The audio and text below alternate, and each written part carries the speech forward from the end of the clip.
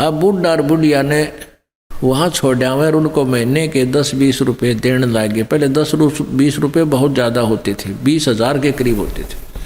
तो ब्राह्मणा के जी सा आ गया उन नकलियाँ के गुरुओं के, जो उनके गुरु थे। एक गुरु के पास और 20-20 बुढ़ा बुढ़िया इकट्ठी होगी, और बुढ़ा बुढ़िया तो एक ना संगवाया ज़्यादा तकलीफ हो जाता है। और उन हो गए 10-10, 20-20 एक के पास, गुरु जी के पास। अब उन मुश्किल में आच गई कि क्या करें, या लालच में आप पत्तों मोल ले ली। फिर उन्हें स्कीम बनाई उन दुष्टों ने। क्या स्कीम बनाई कि भाई एक ऐसी अफवाह फैला दो, एक ऐसी प्रोपगंडा छोड़ दो कि भाई उन्होंने क्या स्कीम बनाई कि कह दो जो शीघ्र स्वर्ग जाना चाहता है उसके लिए भगवान की तरफ से एक क्रोंत आता है। क्रोंत एक आरा होया करे लकड़ी काटने का, लंबे लंबे दांते नु आर पार कर देता लकड़ी को। वो गंगा दरिया के किनारे एक स्ट्रक्चर सा बना के ऐसे, और उसके अंदर एक आरा ऊपर नीचे आन का एक थोड़ा सा स्थान छोड़ दिया, और उसके चलाने का हैंडल काफी दूरी पर कर दिया रस्सों से। ढीला छोड़े तो वो नीचे आ जा, ऊपर खींचे तो ऊपर चला जा। और ये प्रोपगंडा फैला दिया भाई जिसने जल्दी स्वर्ग जाना हो भगवान की तरफ से एक क्रोंत आता है, और वो क्रोंत जिसने काट देता है उसका सीधा स्वर्ग चला जाता है। अब परमात्मा पाने के लिए उन बूढ़ा बुढ़िया ने सोची हमने मृत्यु तो होनी है और बुढ़ापे में दुखी हो रहे हैं, और क्यों ना क्रोंत ले ले। उसकी एक्स्ट्रा फीस रख दी, एक्स्ट्रा चार्ज कर दिया 100 रुपये 50 रुपये। अब उन बूढ़ों ने बुजुर्गों ने अपने बच्चों से कहा कि बेटा हम भी तंग आगे हैं इस शरीर से, और गुरुजी बता रहे हैं कि भगवान की तरफ से क्रोंत आने लग गया है, और जो उस क्रोंत में अपनी गर्दन हलाल कटवा लेता है वो शीघ्र स्वर्ग चला जाता है। बेटा 50 रुपये फीस लगती है, आप देख लो। अब बच्चा ने सोची माँ बाप की इच्छा है तो ठीक है माता पिताजी, ये 50 रुपये गुरु जी को दे दिए जी, हमारे पिताजी को स्वर्ग भेज दो। अब वो लागे कसाई वाला कर्म करने, वहां नीचे गर्दन रखवावे और ऊपर तय क्रोंत आवर उन्हें काट दे। इस प्रकार स्वर्ग भेजन लागे, क्यों पीछा छुटवाना था उन्हें तो अपना। और प्रोपगंडा फैला दिया कि जो क्रोंत में शीश कटा लेता है वो सीधा स्वर्ग जाता है। तो परमात्मा पाने के लिए पुण्यात्माओं ने वहां गर्दन देनी भी शुरू कर दी, कटवानी शुरू कर ली। तो परमात्मा के बद्दी छोड़ कहा करते कबीर जी, बिना भक्ति क्या होते है भावे काशी क्रोंत ले।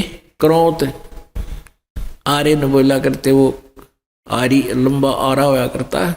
कहते भक्ति बिना कुछ नहीं बना, चाहे काशी में जाके क्रोंत भी ले ले, गर्दन कटवा ले, और मिटे नहीं मन वासना बहुविध भरम संदेह।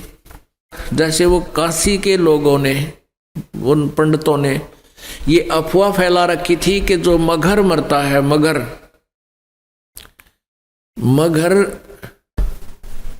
गोरखपुर से 25 किलोमीटर की दूरी पर एक कस्बा है, और उस कस्बे का उस समय एक बिजली खान नाम का पठान नवाब था। वो भी कबीर परमेश्वर जी का शिष्य हो गया था। एक बार वहां अकाल गिर गया था मगर स्टेट में, मगर रियासत में, और सभी जंतर मंतर कर लिए थे। सभी सिद्ध पुरुषों ने हाथ खड़े कर लिए थे कि तुम्हारे संस्कार में 4 वर्ष वर्षा नहीं है, 4 वर्ष का अकाल गिरेगा ही गिरेगा। तब कबीर परमेश्वर जी के पास बिजली खां पठान स्वयं गए थे, परमात्मा मगर में आए थे, और आते ही वर्षा ने जबरदस्त वर्षा करवा दी थी। सब भर दिए थे, तालाब तुलोब सब एक कम एक कर दिया था। उसके बाद उस मगर स्टेट, मगर रियासत के यानी मगर कस्बे के सभी व्यक्तियों ने परमेश्वर कबीर जी से उपदेश ले लिया था हिंदू और मुसलमानों ने। उस मगहर के अंदर आधे मुसलमान थे, आधे लगभग हिंदू थे, और सभी ने, क्योंकि मरता के नहीं करता, फिर ज्ञान समझ में आ गया। तो मगहर रियासत का जो नवाब था वो बिजली खां पठान भी कबीर परमेश्वर जी का शिष्य था। उधर से काशी नरेश वीरदेव सिंह बघेल, वो भी कबीर परमेश्वर जी की भक्ति और ज्ञान और शक्ति से परिचित होकर के उपदेशी कबीर जी के शिष्य थे। तो कबीर परमेश्वर जी ने कहा कि भाई धरती का भरोसा नहीं रहना चाहिए, तुम कोई तो कहते हो मथुरा में मोक्ष होगा, नहीं। परमात्मा कहते हैं मुक्ति खेत मथुरा परी और किन्या कृष्ण कलोल और कंस के सी चाणोर से वहां फिरते डामाडोल। तुम्हारी बात बड़ी कर दें, तुम मथुरा को एक मुक्ति क्षेत्र मानते हो, मोक्ष क्षेत्र। अरे उसमें कृष्ण जी ने तो वहां नरी मौज मचाई, जैसे मठ गोपियों के साथ बकवाद करी, और उस मोक्ष तुम मानते हो मोक्ष स्थान ही है वो, तो उस मोक्ष स्थान पर कंस केसी और चाणूर जैसे का बक्कल उतरा, उन्हें बकवाद प्राप्त हुई, उनका मोक्ष ना होया। तो कहने का भाव ये था कि भक्ति जो यथार्थ भक्ति है, उस भक्ति के करने से मोक्ष होगा और मर्यादा में रहते हैं। तो कबीर परमेश्वर ने उन ब्राह्मणों से कहा कि तुम मूर्ख बना रहे हो भोली जनता को, मैं मगहर में शरीर छोड़ूंगा और मैं स्वर्ग से भी आगे सतलोक में जाऊंगा। अब इस बात में ब्राह्मण मानने क्यों कर, क्योंकि सारी जनता में ढंडोरा पीट रखा कि वामरनिया तो गधा बनेगा, नरक जाएगा। तो परमात्मा वहां से चल पड़े। 120 वर्ष की उम्र का शरीर था कबीर परमेश्वर जी, दिखा रहे थे अपना। वैसे उनका शरीर की कोई आयु नहीं है, परमात्मा की कोई आयु नहीं होती। उन्होंने एक लीला में शरीर दिखाया था, एक जनसाधारण की तरह एक जीवन जीकर अपने हाथों से कर्म करके अपना निर्वाह करके दिखाते हैं, एक लीला करते हैं। वो प्रत्येक युग में आते हैं। 120 वर्ष की आयु शरीर की दिखा रहे, ऐसे महसूस हो रही थी, और काशी से पैदल चल पड़े। उनके साथ वीरदेव सिंह बघेल काशी नरेश भी अपनी सेना लेकर चल पड़ा, और काशी के बहुत से व्यक्ति दर्शनार्थ चल पड़े। और काशी के वो विद्वान पंडित मंडलेश्वर भी अपने पोथी बही लेकर के चल पड़े, पत्रे वत्रे और वो ज्योतिष जातस सारी शोधन खातर वो भी चल पड़े।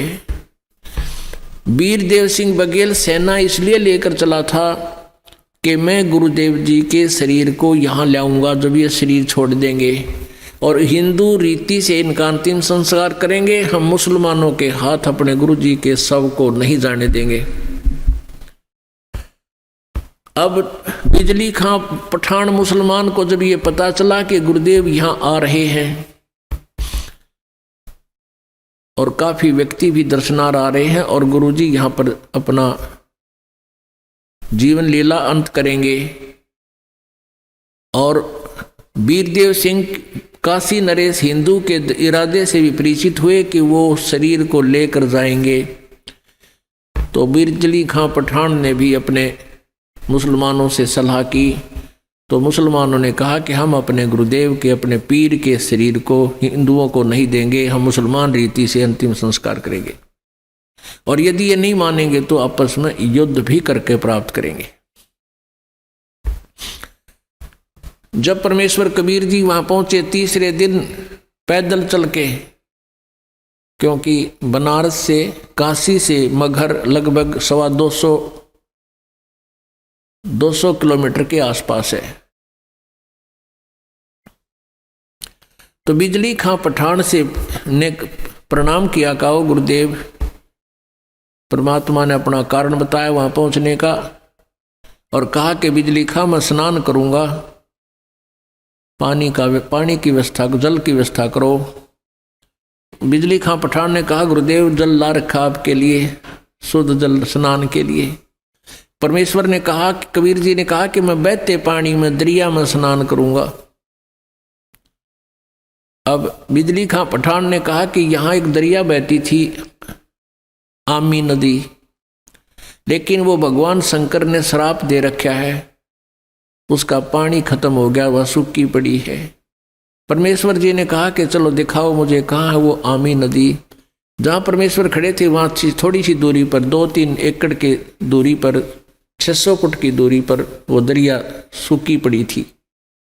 परमात्मा ने वहाँ खड़ा होकर साथ में हजारों की संख्या में दर्शक, और परमेश्वर ने ऐसे किया था हाथ से संकेत जैसे कि ट्रैफिक का सिपाही करा करे, ऐसे कर दिया।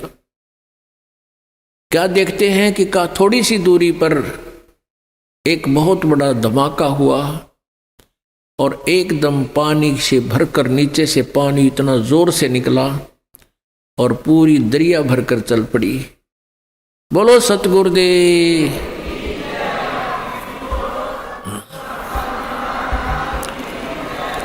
बंदी छोड़ कबीर परमेश्वर जी की जय।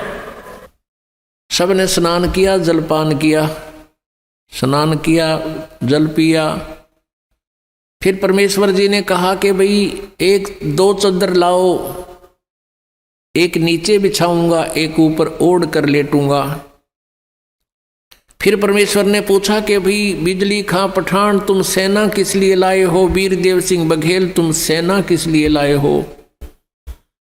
दोनों ने नीचे गर्दन कर ली, आज सामने सामने खड़े थे। दूसरे हिंदू और मुसलमान कहने लगे, हिंदू कहने लगे कि हम आप जी के शरीर को इन मुसलमान काफरों के हाथ नहीं लगने देंगे, हम आपके शरीर का अंतिम संस्कार हिंदू रीति से करेंगे। मुसलमान कहने लगे हम इन हिंदू काफरों के हाथ आपका शरीर नहीं लगने देंगे, हम आपके शरीर का अंतिम संस्कार अपने हिसाब से करेंगे, और यदि ऐसा नहीं हुआ तो हम युद्ध करके शरीर प्राप्त करेंगे। अब परमेश्वर ने कहा रे बोले आदमियों, निकम्यों, 120 वर्ष हो गए मैंने तुम्हें शिक्षा देते ने, आज तक तुम मेरे शिक्षाओं का इतना ही पालन कर पाए हो। आज भी तुम हिंदू और मुसलमान 2 बने खड़े हो। खबरदार दे तुमने झगड़ा किया तो मेरे से बुरा नहीं होगा। और सुन लो,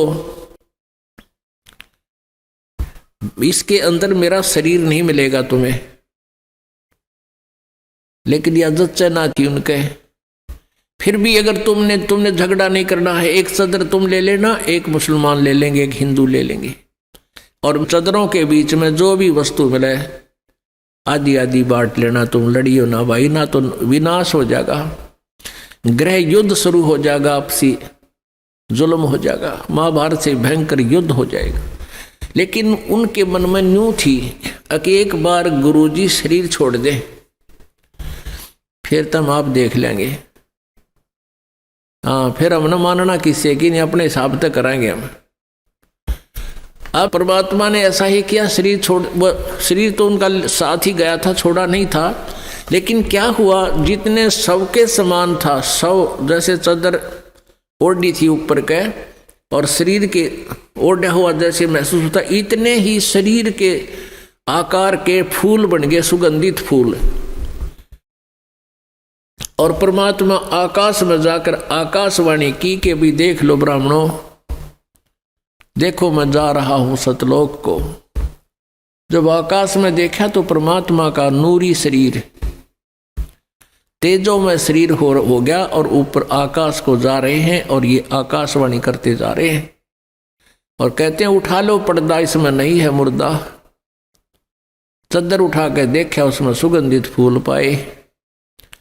हिंदू और मुसलमान कहाँ तो कत्लेआम करने को तैयार थे एक दूसरे के। बिजली खां पठान और वीर देव सिंह बघेल हिंदू राजा आपस में एक दूसरे की ऐसे प्यार से शरीर के ऐसे एक दूसरे से चिपक गए, सीने से सीने का लगाया। आपस में सब हिंदू मुसलमान एक दूसरे से सीने से लगकर ऐसे रो रहे हैं जैसे छोटे छोटे बच्चों की माँ मर जाती है, पिता मर जाता है, और रो रहे हैं और कह रहे हैं हम कति मूर्ख थे, हमने पहचाना नहीं, वो अल्लाह थे, खुदा थे, वो परमात्मा आए हुए थे। अपने आत्माओं, हमने परमेश्वर को पहचाना नहीं, इतनी लीलाएं प्रभु करके गए। आज भी मगर स्थान पर हिंदुओं ने अपनी अलग से यादगार बना रखी है, एक चद्दर और आधे वो सुगंधित फूल लेकर, और मुसलमानों ने अपनी अलग बना रखी है, एक चद्दर और आधे फूल लेकर। आज भी ये दास उसको, आज भी विद्वान है ये दास, बहुत बार उसको देख कर आया है, और हमने वो फोटो खींच कर लाए थे उनके। दोनों अलग अलग बने हुए हैं।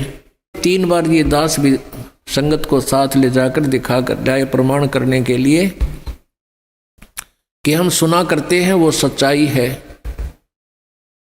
तो पुण्यात्माओं, उन्हीं में से कुछ फूल अकेले ला करके बनारस में, काशी में भी एक चौरा बना दिया बिजली खां पठान ने, और वहाँ दोनों यादगार अलग अलग हिंदू और मुसलमानों की आज भी हैं, और उनका कोई आपस में मनमुटाव नहीं है। वो अपने हिसाब से कर रहे हैं, वो अपने हिसाब से कर रहे हैं। कति बीच में दीवार भी नहीं है, एक ग्रिल ला रखी है बीच में पार्टीशन के लिए, जैसे ये ग्रिल लगी हुई न, और आपस में बीच में एक सामूहिक गेट भी है।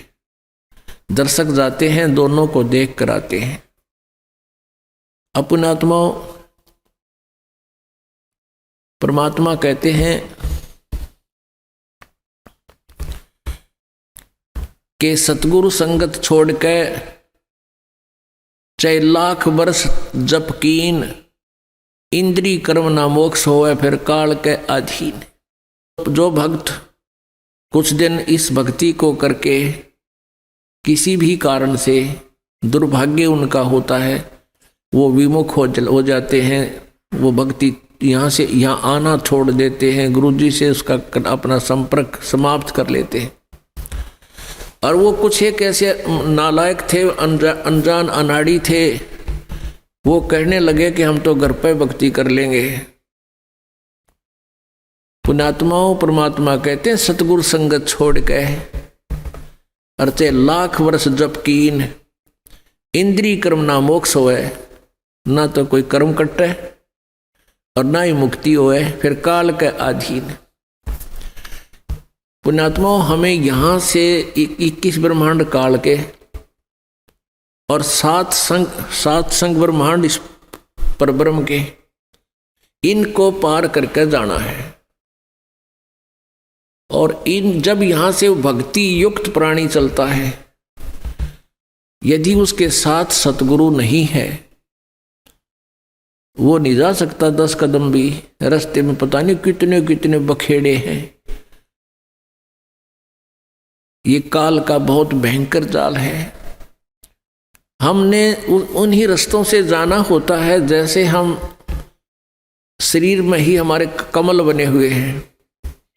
इन कमलों में से हम चलेंगे तो सबसे पहले गणेश जी का लोक आवेगा, और गणेश जी के लोक में हम जाएंगे, गुरु जी साथ होंगे, तो वहां आपका अकाउंट क्लियर करा के आपको फिर आगे ले चलेंगे। और यदि सतगुरु साथ नहीं है और आपकी पिछली पुण्य कमाई पिछली है और आप गुरुद्रोही बने नहीं, वैसे भक्ति छोड़ दी, आना बंद कर दिया, तो वो जो पिछले उस दौरान गुरु जी के संपर्क में रहने के दौरान जो तुमने भक्ति की, ये 7 मंत्र की या 2 मंत्र सतनाम की और सार नाम की, तो गणेश जी का जो जाप आपको दिया जाता है उन 7 प्रथम मंत्र में, उस मंत्र की कमाई से आप जी पहले गणेश जी के लोक में जाओगे। और वहां पर इतने नाच गाने डांस, बड़ी पता नहीं कितने हर तरह की, यानी आत्मा वहां जाती है तो उसका सूक्ष्म शरीर होता है, स्त्री जाती है तो स्त्री वाला ही होता है, पुरुष जाता है तो पुरुष वाला ही होता है। तो प्रत्येक लोक में जाते ही वहां हर तरह के नाचने गाने बकवाद, तो अकाउंट कराना तो भूल जाते हैं, उस रेस्टोरेंट में भ्रमित हो जाते हैं। और फिर वहां उनको गण बना दिया जाता है, उन्हीं की पुण्य कमाई से वहां वो ठाठ करते हैं और सारी बकवाद करते हैं, नाचने गाने डांस, कोई काम में कोई ना, जैसे रेस्टोरेंट में चले गए वहां अपनी पूंजी खर्च होती है, वहां कुछ भी बकवाद देखो और खाओ सुनो। तो वो पूंजी नष्ट होते ही वहां से बाहर निकाल देंगे। फिर विष्णु के लोक में, विष्णु जी के लोक में जो आपने मंत्र जाप कर रखा है उसकी कमाई समाप्त होती है। फिर शिव के लोक में वो कमाई खत्म होते ही फिर दुर्गा के लोक में, फिर वो कमाई खत्म होते ही फिर आपका जो सतनाम का प्रथम और द्वितीय मंत्र है, प्रथम मंत्र जो ओम नाम है वो ब्रह्म का, फिर ब्रह्मलोक में, और दूसरा जो तत्व मंत्र है उसके लिए इस काल ने अपने एक ब्रह्मांड में ब्रह्मलोक में ही अलग से नकली सतलोक, अलखलोक, अगमलोक नामी लोक की रचना रच रखी है। उस दूसरे मंत्र की जो सतनाम के अंदर जो दो मंत्र हैं उसकी कमाई से उसको ऊपर नकली सतलोक में छोड़ देते हैं। और जिसने तीसरे नाम का भी जाप कर रखा है उसके लिए काल ने वो आगे के अलखलोक और अगमलोक और बना रखे हैं नकली, उनमें पड़ा रहे। और जब इसका कत्ती सारा नाश होले भक्ति का, फिर नरक में ठोक देते हैं। यानी इस प्रोसीजर में हजारों युग बीत जाते हैं, उसको पता भी नहीं चलता त्रिगेला के विरान माटी हो रही है। तो सतगुरु कहते हैं शिव मंडल ब्रह्मापुरी चाहे विष्णु लोक में हो, अमरे गुण भूले नहीं तो आड़ छुटाऊं तो।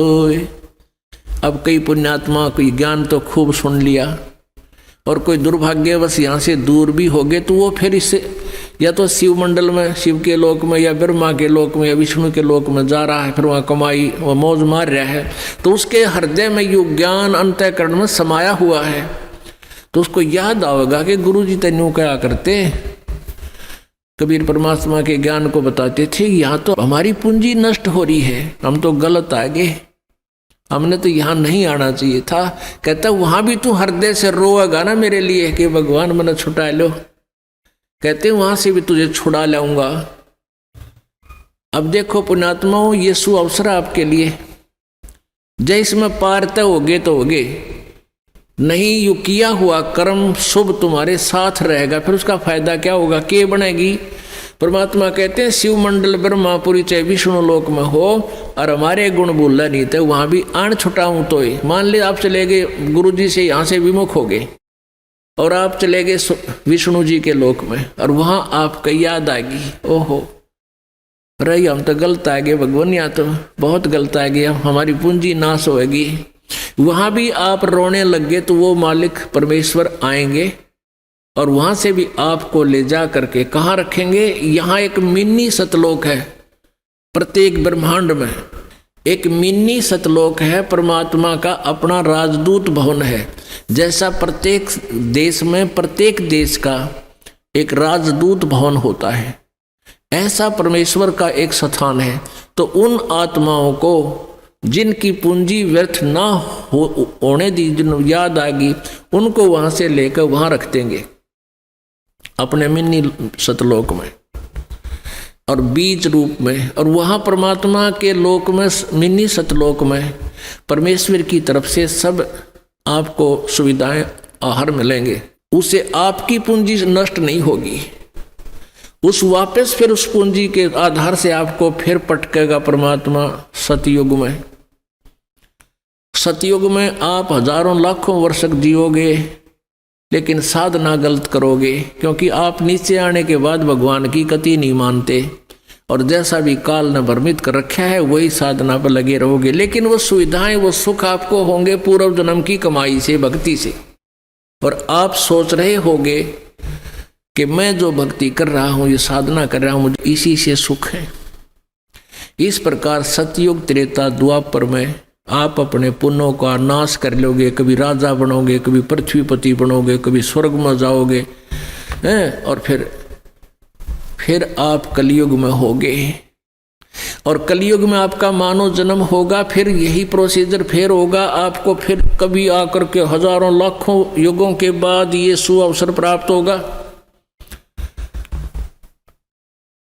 जो परमात्मा की शरण में नहीं रह पाए,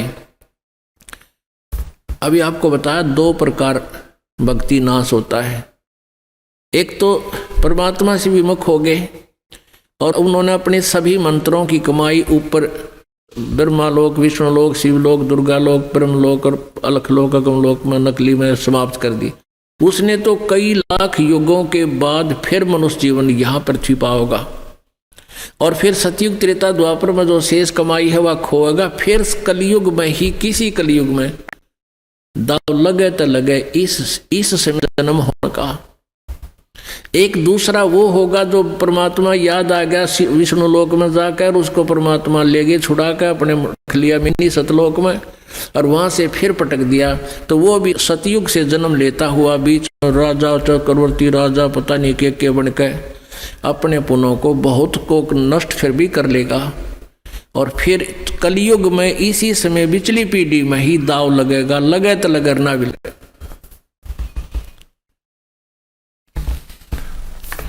तो परमात्मा कहते हैं सतगुरु से छोड़ के लाख वर्ष जप कीन, इंद्री कर्मना मोक्ष होवे फिर काल के अधीन।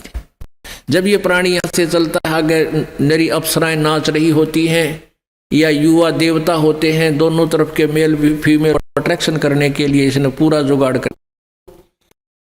काशी में कीर्ति कर चाले वो झिलमिल देही नूरा हो, काशी में कीर्ति कर चाले वो झिलमिल देही नूरा हो। माया कहे कबीर पुरुष से मैं हूं जग से दूरा हो, माया कहे कबीर पुरुष से मैं हूं जग से दूरा हो। मैं तुम्हारी पटरानी दासी, मैं तुम्हारी पटरानी दासी, रखूं पलक हजूरा हो। काशी में कीर्ति कर चाले वो झिलमिल देही नूरा हो। कहे कबीर सुनो री माया, तुम हो लड्डू बूरा हो। बूर के लड्डू, ये बुरादे के, कहते ये तू तो ऐसी है। कहे कबीर सुनो री माया, तुम हो लड्डू बूरा हो। जो तुझे खावे सो बह जावे, जो तुझे खावे वो पछतावे, वो तास अकल के कूरा हो। वो बुद्धि भ्रष्ट है जो तेरे से संग करेंगे। काशी में कीर्ति कर चाले झिलमिल देही नूरा हो।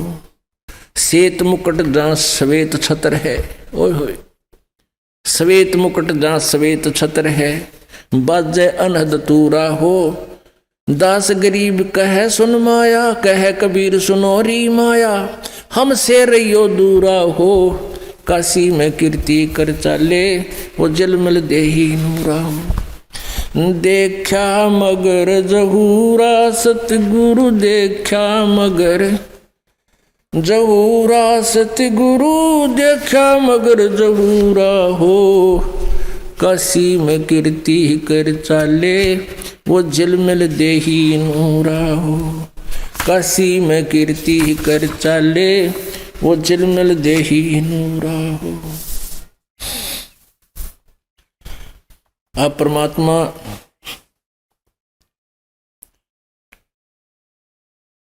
कबीर परमेश्वर का और दुर्गा का एक और संवाद आपको सुनाते हैं। माया सतगुरु से अटकी रे, माया सतगुरु से अटकी। गरीबदास जी कह रहे हैं, उनकी एज इट इज वार्ता जो कबीर परमेश्वर और दुर्गा की हुई है वह पहचान के सके वतांदी हो रही है, भगवान को भी ना पहचान सकती। काल के अधीन होकर के सब उल्टे कर्म करा रही है, जीव को यहाँ फंसाए बैठी है। माया सतगुरु से अटकी रे, माया सतगुरु से अटकी। जोगनी हमरे क्यों भटकी रे, योगनी हमरे क्यों भटकी। हम तो बगली गर जोगी, हम तो बगली गर जोगी।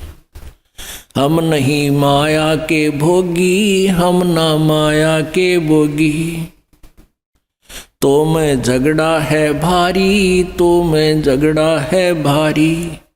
मारे बड़े छत्रधारी, मारे बड़े छत्रधारी।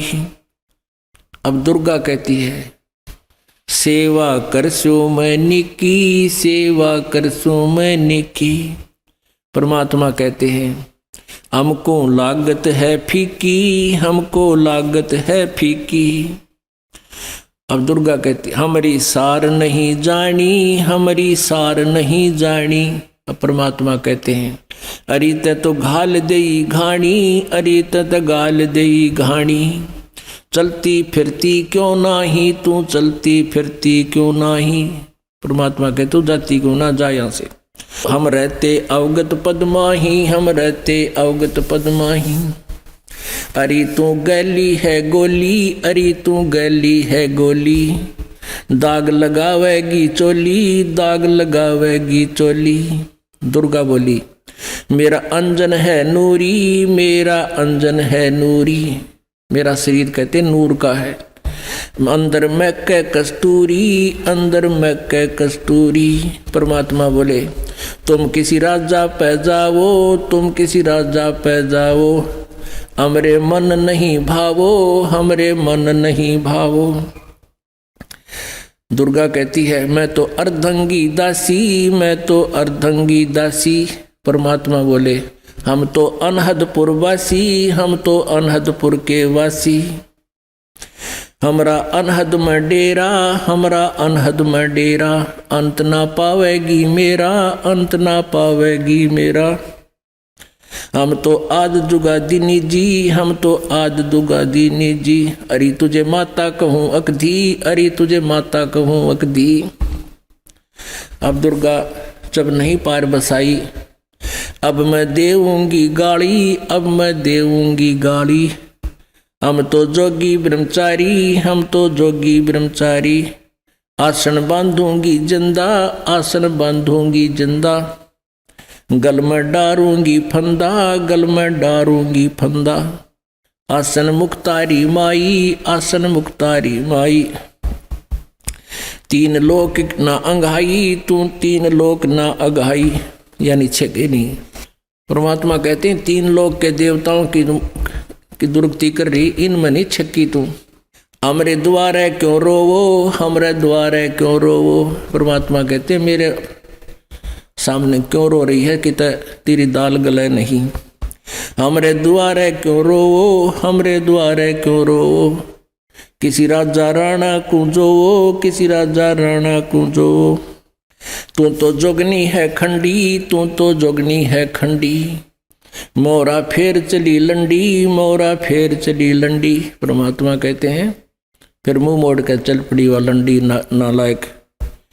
हिला देना रे भाई, हिला देना रे भाई, हंसा परसत ही खाई, हंसा परसत ही खाई। अब देखो कितना निर्णय दिया है परमात्मा ने कि जो निकम्मी प्रकार की लड़कियां होती हैं, औरतें हैं, वो कितना हानि पहुंचाती हैं, और अच्छी बहन बेटी माइयों के बारे में परमात्मा ने फिर कैसा निर्णय दिया है। बदनारी लंगर कामणी या बोले मुद्रे हेत, फेट पड़े छोड़े नहीं क्या मघर कुरुक्षेत्र। बदनारी लंगर कामणी या बोले मुद्रे बोले, फेट पड़े छोड़े नहीं ये काटे घूंघट झोले। बदनारी लंगर कामणी या बोले मुद्रे बोले, कोई एक साधु उबरे या करे लाख में चोट है। गिरबद नारी लंगर कामणी या बोले मुद्रे बहने, जाको नहीं पति जिए घूंघट घट में सैन। बदनारी लंगर कामणी या बोले मुद्रे बहने, जाके पास न बैठियो जाका कैसा दीन। बदनारी नाही नाहरी ये है जंगल का शेर, बाहर भीतर मारे है मुनिजन की ये जेर। सतगुर हेला देते हैं ये सुनियो संत सुजाने, बदनारी पास न बैठियो बदनारी आई खान। नैना काजर बाहे कर ये खाए लिए हैं हमसे, हाथों मेहंदी लाए कर ये डोब दिए कुलबन से।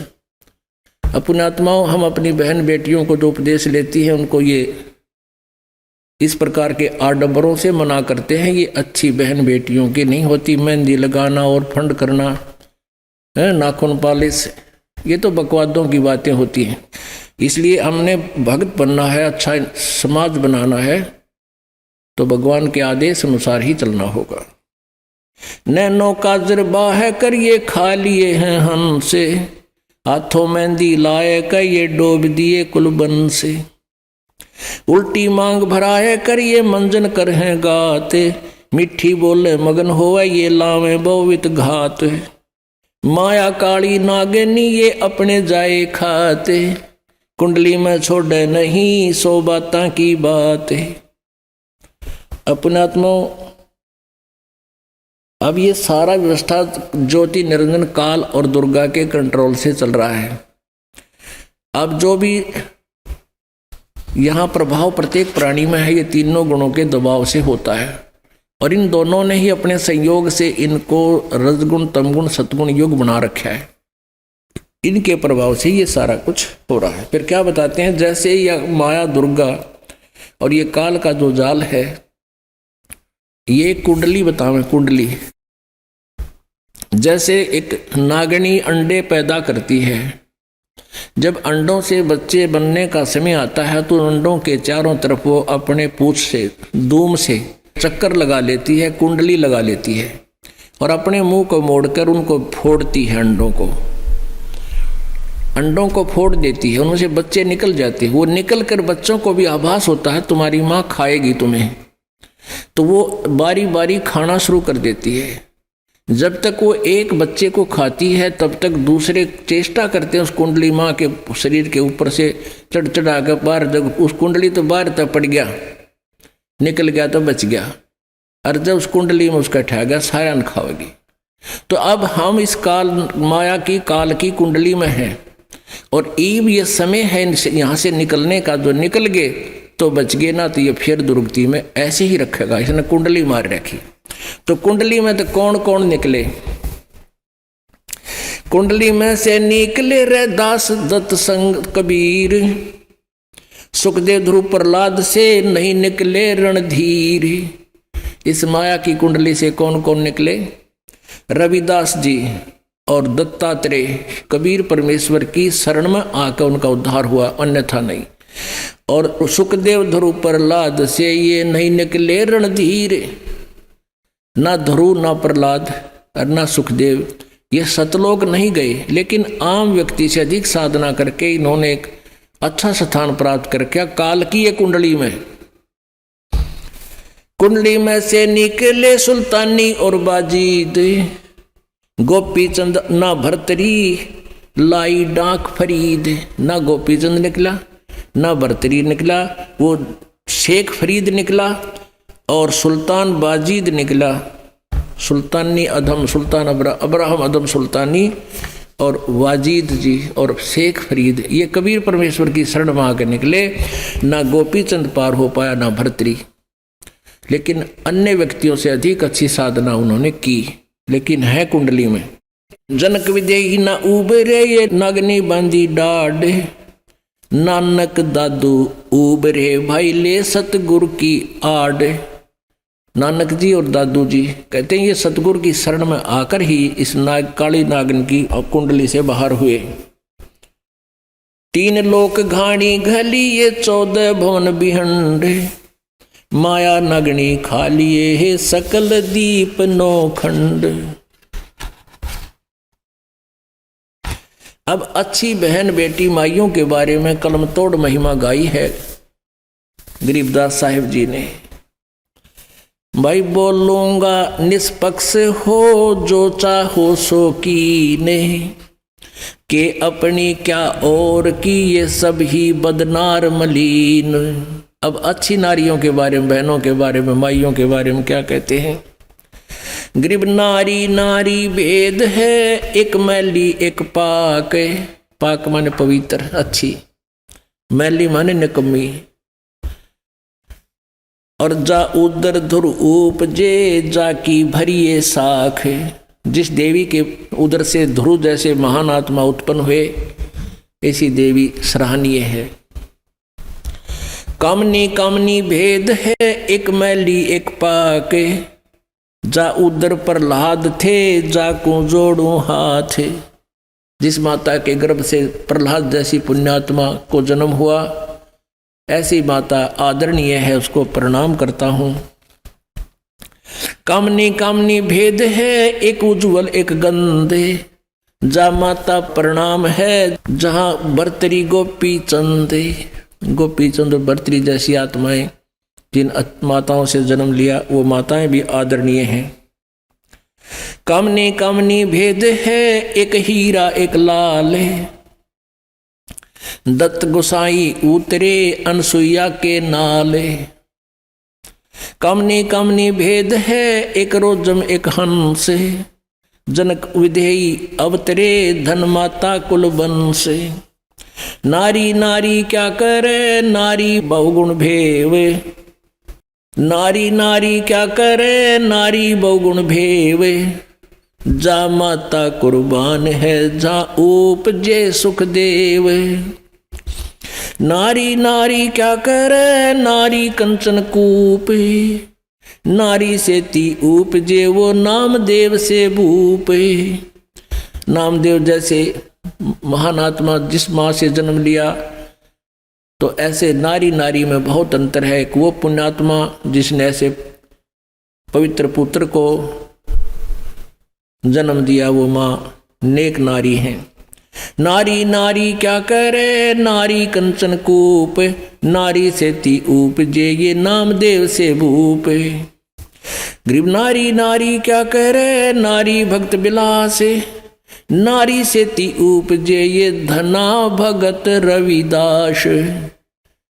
कि जिस माता से धन्ना भगत जैसे और रविदास जैसी महान आत्मा पुण्यात्माओं ने जन्म लिया वो माता धन्य है। गरीब नारी नारी क्या करे नारी को निर्ताए, नारी से ती उपजे रामानंद पंथ चलाए। नारी नारी क्या करे नारी नर की खाने, नारी से ती उपजे ये नानक पद निर्वाण।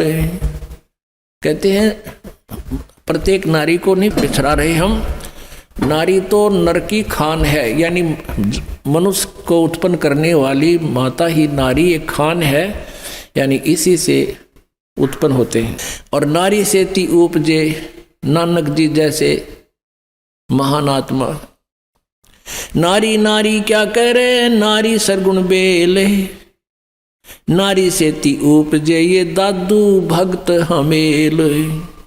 गरीब नारी नारी क्या करे नारी का प्रकाश है, नारी से ती उपजे ये नारद मुनि से दास। गरीब शब्द स्वरूपी उतरे सतगुरु सत्य कबीर। दास गरीब दयाल हैं डगे बंदावे धीर। के नारी से एक ही उत्पन्न नहीं हुआ, शब्द स्वरूपी उतरे सतगुरु सत्य कबीर और दास गरीब दयाल हैं डेगे बंदावे धीर। तो पुण्यात्माओं इस प्रकार हमने सत्संग सुनकर समझकर अपने जीवन को सफल बनाना है और परमात्मा के प्रत्येक नियम का पालन करते हुए अपने जीवन को सफल करना है। बोलो सतगुरुदेव।